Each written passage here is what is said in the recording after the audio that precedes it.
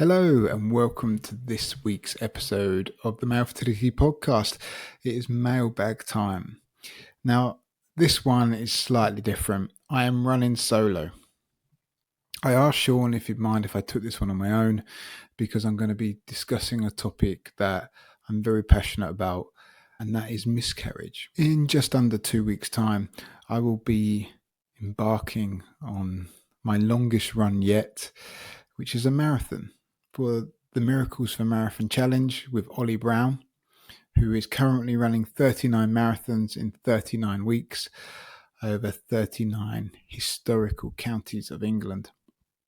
And the reason he's doing this is to raise awareness and funds for Tommy's, which is an amazing charity which supports parents through pregnancy, but also baby loss and miscarriage. Now, last summer, I received an Instagram message or notification, shall we say, from Ciaran, prompting me towards Olly's page.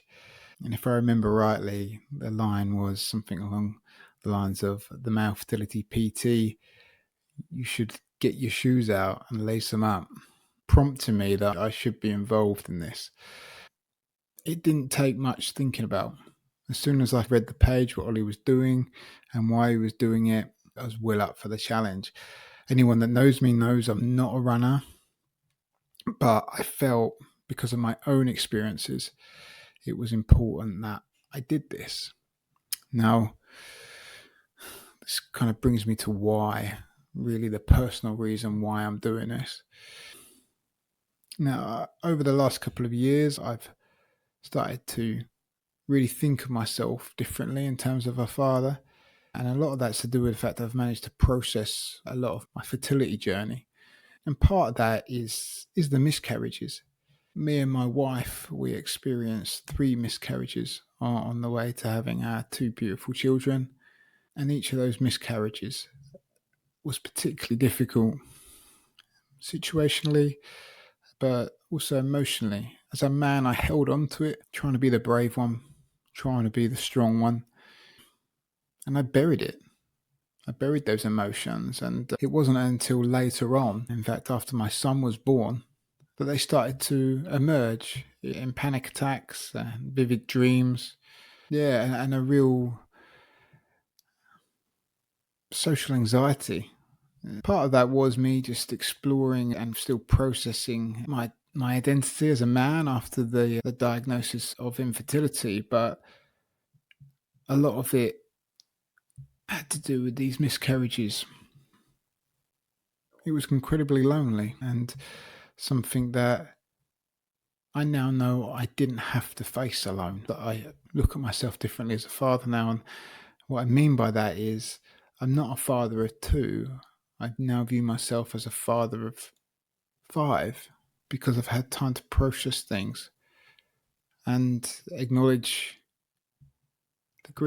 the grieving that I had for my 3 unborn children, particularly when I can sit here and say that, yes, 2 of my children are alive, but 3 of them aren't. But I saw, out of those 3 that aren't here, I saw their heartbeats on a scan. It makes it very real. And it took me a long time to be able to say that out loud. Now, what I'm not going to do is go into loads of detail on this mailbag in relation to each miscarriage, because I'm soon to join Olly on the Marathon for Miracles podcast, where I will tell my story more. And I'll make sure that we link it to our homepage, and so anyone looking for support or just looking to hear about other people's experiences of miscarriage can listen in. But one thing I want to really make clear is that if you're a guy or a woman listening to this and you've experienced miscarriage, or you have just experienced it, you aren't on your own. There are people out there. There are companies like, or charities like Tommy's, who are doing incredible work, and there are amazing individuals like Olly. I think one thing that isn't spoken about as much, particularly in the fertility sector, is the extra guilt that men carry when a miscarriage is experienced when the fertility treatment itself is down to male factor. And that was one of the big things for me. Like, it was another layer of guilt. And it was hard to see my wife go through such a thing. I now know that it's part of a process that ultimately we can't control. I do have a view of nature has a way of identifying things that aren't right, and it takes its course. That doesn't make it any easier, but it definitely helped me during our first 2 miscarriages. I created that narrative in my head quite early. And just thought to myself something wasn't right. So nature's taken its course. It was still painful. And immediately after those miscarriages, I distinctly remember wanting just to fix it. And I couldn't. I didn't know how. I didn't know how to make my wife feel better. As I said, I'm not going to go into major detail because I want to discuss this with Olly. But if you are feeling that, that's okay. It's okay to want to fix it, but it's okay that you can't, because some things we can't fix immediately. I think time allowed me to process it a bit more.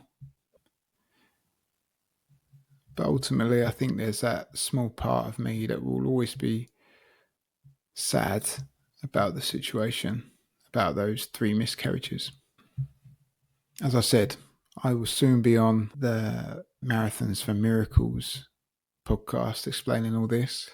But in the meantime, if you do need support, please go to marathonsformiracles.com, see the other people, other stories that are there. Also check out Marathons for Miracles podcast. It's been getting me through some long runs. Let's put it like that. There's been a lot of training going on, and I've listened to several of those episodes, and actually all of them while I'm running, and it's been insightful, but it's been very powerful. Some incredible stories, things that I wish, or conversations I've been able to hear when I was going through stuff, going through my miscarriages. And on top of that, obviously there's Tommy's. Please reach out to Tommy's if you're struggling. They're there to support you. That's what they do.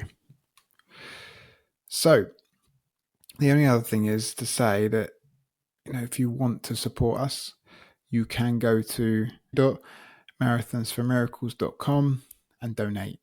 It'd be amazing if you could, but there's no expectations.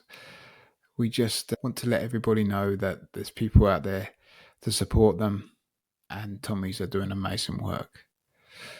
So that's it for today, 14th of March, 10 a.m. I'm sure there'll be something on the Instagram. Stick it on my own Instagram, but also on the podcast and obviously Nexus Fertility. I can't promise that I'll be walking very well by the end of it, but we're going to give it our best shot. As a guy who isn't designed to run, I'm looking forward to it, and it's going to be a privilege to run with Olly. Until next time, take care.